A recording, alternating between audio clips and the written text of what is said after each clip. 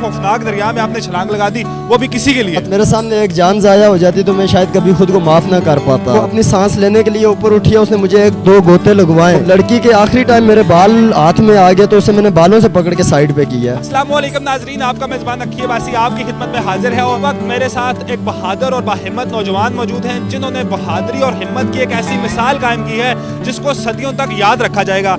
इस वक्त मैं मौजूद हूँ गढ़ी दुपट्टा मुजफ्फराबाद आज़ाद कश्मीर में। 2 दिन कबल यहाँ से एक लड़की ने अपनी जान लेने की कोशिश की, खुदकुशी करने की कोशिश की है। जो मेरे अकब में बह रहा है इसको दरियाए जहलम कहते हैं। ये अपने आबोताब के साथ बह रहा है, इसका बहाव आप देख सकते हैं। लड़की ने इस पत्थर से खुदकुशी की, अब दरिया में छलांग लगाई। ये मेरे साथ नौमान शाह सरवर भाई मेरे साथ मौजूद हैं। इन्होंने अपनी जान को खतरे में डाल के, इनको तैरना भी उस तरह नहीं आता, ना कोई लाइफ जैकेट थी, ना कोई हिफाजती इंतजामात थे। बिना कुछ सोचे समझे सिर्फ एक इंसान को खुदकुशी करता देख के, सिर्फ एक इंसान की जान बचाने के लिए अपनी जान को खतरे में डाला और इस खौफनाक दरिया में कूद गए। 400 से 500 मीटर बहने के बाद लड़की को सही सलामत बाहर निकाला। इनसे बात करेंगे और जानेंगे कि ऐसा क्या इनको सूझा, ऐसा क्या इनके दिमाग में आया, बिना कुछ सोचे समझे लड़की की जान बचाने इस दरिया में कूद पड़े। तो ऐसी क्या पड़ी थी आपको, क्या चीज़ है आप भाई कि आप लोग तैरना भी नहीं आता और इस खौफनाक दरिया में आपने छलांग लगा दी, वो भी किसी के लिए? भाई ये चक्कर था कि यार जी आगे कोई और हाल नहीं था मेरे पास। मेरे सामने एक जान जाया हो जाती तो मैं शायद कभी खुद को माफ ना कर पाता। तो बहुत क्राउड इधर जमा था, तो जब उस लड़की ने यहाँ से छलांग लगाई है तो उसके बाद फिर मुझे कोई नज़र नहीं आया। मैं खुद भी आया हूँ, दरिया तक आया हूँ, सोचा कि क्या करूँ, मेरे पास हाल कोई नहीं था, मैं खुद भी साथ निकल गया। भैया मुझे बताएं, जब आप लोग यहाँ आए तो क्या देखा आपने, ये मामला सारा हुआ कैसे, जरा डिटेल वाइज बताएं। मैं और मेरा एक कज़न घर से आ रहे थे, मेरी तबीयत ख़राब थी, मैं मेडिकल स्टोर पे जा रहा था दवाइयाँ लेने।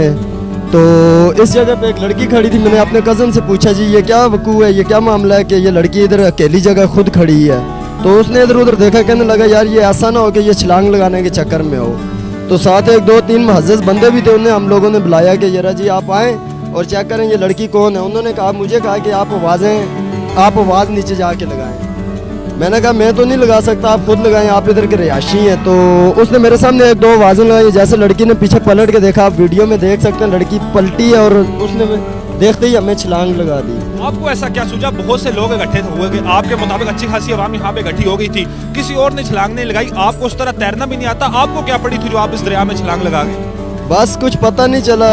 एक लड़की थी मेरी, अपनी एक बेटी है, तो दूसरा एक जान अपने सामने ज़ाया हो जाए तो ये चीज़ भी मुनासिब नहीं है, मुझे ये चीज़ लगी। हमने देखा ये दरिया हर साल कई जाने लेता है, कई हादसे होते हैं, कई लोग यहाँ पे अपनी जान से हाथ धो बैठते हैं। आपको ये कुछ समझ में नहीं आया कि मेरी जान भी जा सकती है, मुझे तैरना भी नहीं आता, किसी के लिए मैं अपनी जान रिस्क में डाल रहा हूँ? नहीं, उस टाइम ये ख्याल नहीं था। नहीं, जब आपने छलांग लगा दी, लड़की को आप कितने फासले से पकड़ा, क्योंकि हम देख रहे हैं इसका बहाव तो बहुत तेज है जगह पे, तो आप उसको पकड़ नहीं पाए होंगे, तो कितना फासला तय किया आपने दरिया में? वो है 400 मीटर करीबन है जी, इतना तकरीबन है। 400-500 मीटर आप लड़की के साथ बहते गए दरिया में जी। पहले तो उसने मुझे पकड़ा, जब उसने मुझे पकड़ा वो अपनी सांस लेने के लिए ऊपर उठी है, उसने मुझे 1-2 गोते लगवाए।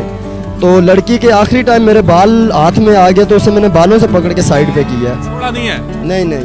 आपने दरिया के अंदर छलांग लगा दी तो क्या कैफियत थी, क्या एहसास है, जरा लोगों को बताएं, कैसा फील हो रहा था? जी, एक तो ठंडा पानी बहुत था, दूसरा ये कि ये दरिया बहुत तेज़ है। मेरी ये सोच थी कि जब मैं उसे पकड़ूंगा मैं करीब से पकड़ लूँगा। मुझे ये अंदाज़ा नहीं था कि जब मैं अंदर जाऊँगा दरिया के और दरिया मुझे 1 सेकंड में बहुत दूर ले जाएगा। ठंड एक आपकी, अभी मुझे तबीयत ठीक नहीं लग रही, क्या असर पड़ा आपका इस पे जो आपने छलांग लगाई? जी, मुझे नज़ला ज़ुकाम भी बहुत तेज़ है, जब मैं सांस लेता हूँ तो मेरे सर में दर्द शुरू हो जाता है। जब आपने ये कारनामा सर अंजाम दिया, बाहर निकले तो लोगों की तरफ से अप्रिशिएट किया गया, घर में क्या माहौल है? अप्रिशिएट किया, सब ने बहुत ज़्यादा दाद दी है मुझे, सिवाय मेरे बीवी के। हाँ, घर गया उसने मेरे साथ लड़ाई शुरू कर दी है कि जी किसी के पीछे आपने आपको अपनी बेटी का ख्याल नहीं था, मेरा ख्याल नहीं था। आपकी वाइफ को ये पैगाम देना चाहेंगे कि आपने एक इंसान की जान बचा के पूरी इंसानियत की जान बचाई और पूरे आज़ाद कश्मीर को आप पे फख्र है। आपने पूरा अपना नाम, अपने घर वालों का नाम और पूरे आज़ाद कश्मीर का नाम पूरी दुनिया में रोशन कर दिया है। नाजरीन मेरे पीछे आप ये देख सकते हैं, यहाँ पे अच्छी खासी स्लिप हो रखी है। ये दरियाए जहलम है जो अपनी आबोताब से बह रहा है और सालाना बहुत सी जानें लेता है। आप अगर इसका बहाव देखें, मैंने माइक पे नॉइस कैंसिलेशन मोड ऑन कर रखा है ताकि शोर ना आए। यहाँ पे अच्छा खासा शोर है, हमें ऊंची आवाज़ में बात करनी पड़ रही है एक दूसरे को अपनी आवाज़ सुनाने के लिए। आप इसका बहाव देख सकते हैं कि कोई भारी से भारी चीज़, गाड़ी, बस, कोई भी चीज़ आप उसमें डालें तो सवाल ही नहीं पैदा होता कि वो अपनी जगह पे स्टे कर सके, रुक सके। इसका इतना तेज बहाव है कि इसने उसको बहा के ले जाना है अपने साथ। इन लड़की जो थी, कैमरा मैन अगर मेरा मुंह अपने आप को बचा के दिखा सके, यहाँ से लड़की ने छलांग लगाई, इन्होंने वहां से छलांग लगाई दरिया में उसको रेस्क्यू करने के लिए, और करीबन 500 मीटर बाद वहां आगे एक गरारी लगी हुई है, आपको रस्सियां देख रही होंगी, वहां पे जाके इन्होंने उसको रेस्क्यू किया, दरिया से बाहर निकाला। ये बताएं कि जब आपने उसको बाहर निकाला तो क्या वो अपने होशो हवास में थी या बेहोश हो चुकी थी? लड़की ने, जब मैंने उसे बाहर निकाला तो लड़की ने कुछ मुझसे कहा है एक बार, तो जब मैं बिल्कुल बाहर उसे पत्थरों पे लेके गया हूँ, लड़की बेहोश थी और औरतें भी आ गई थी, मर्द भी आ गए थे, उसके मुंह से पानी निकालना शुरू हो गए थे। तो मेरी अपनी तबीयत ख़राब हुई, मुझे बाजू पे भी लग गई थी, मैं साइड हो गया था। लोगों को क्या पैगाम देना चाहेंगे? मैं तो लोगों को यही पैगाम देना चाहूँगा कि अपनी बच्चियों पे बहुत ज़्यादा कंट्रोल करें, खासकर जो नौजवान बच्चियाँ होती हैं उन पे इतनी सख्ती ना करें कि वो दरिया की हद तक आ जाए, खुदकशी की हद तक आ जाए, अपने वालिदैन का, अपनी कौम का नाम बदनाम कर जाए। या जो काम आपने सर अंजाम दिया ये हमारे रेस्क्यू एहलकार करते हैं, तो क्या आपने कभी ट्रेनिंग वगैरह की, कुछ ऐसा जज्बा था, क्या था जो आप अपनी जान की परवाह किए बिना दरिया में छलांग लगा गई? जी, मुझे बचपन से शौक है रेस्क्यू में जाने का, मेरे अपने कज़न वगैरह भी रेस्क्यू में है और मैं उन्हें कहता भी रहता हूँ कि मैं खुद भी रेस्क्यू में इंशाल्लाह अप्लाई करूँगा, तो 1122 में।